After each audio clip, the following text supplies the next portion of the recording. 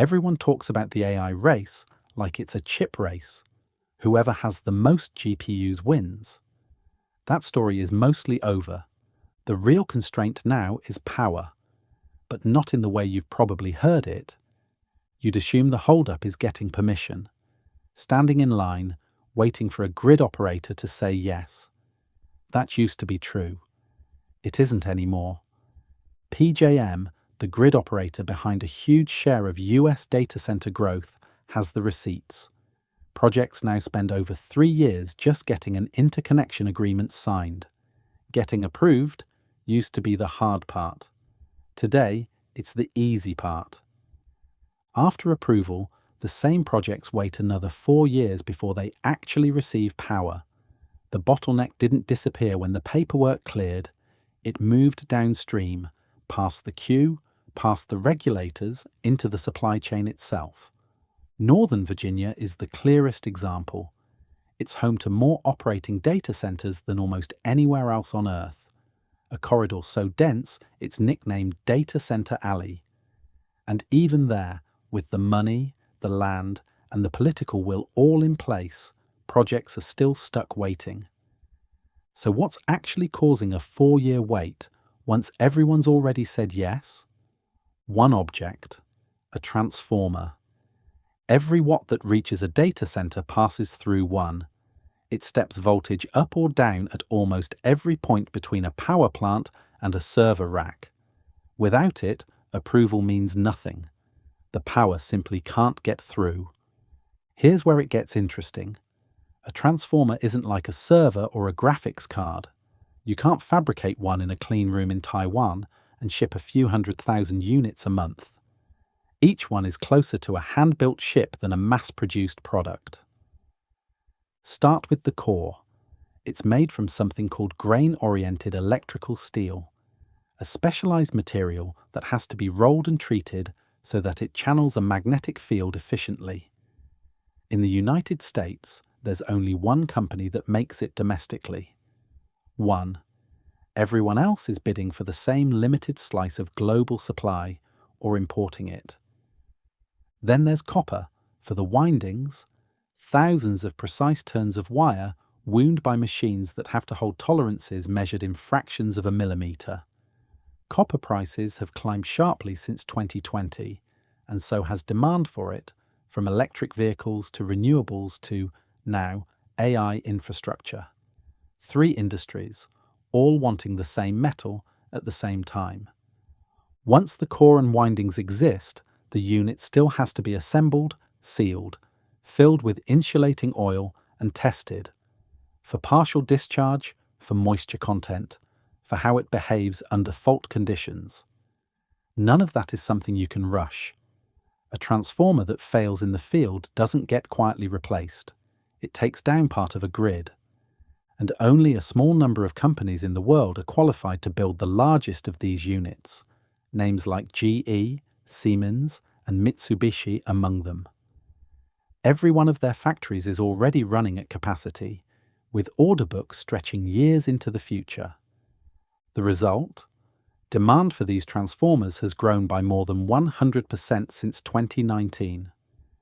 Supply hasn't come close to keeping pace because you cannot build a new steel rolling facility or train a generation of specialized technicians on a 6-month timeline, no matter how much capital you throw at it. Before the AI boom, ordering a transformer took about a year. Now, for the largest units, it can take up to 4 or 5. Picture the result. A company has its chips. It has its building. It has a signed agreement with the grid. And it's still waiting, sometimes for years, on a piece of equipment the size of a small house built by one of a handful of companies on Earth, using steel from a supply chain that can't expand any faster than it already is.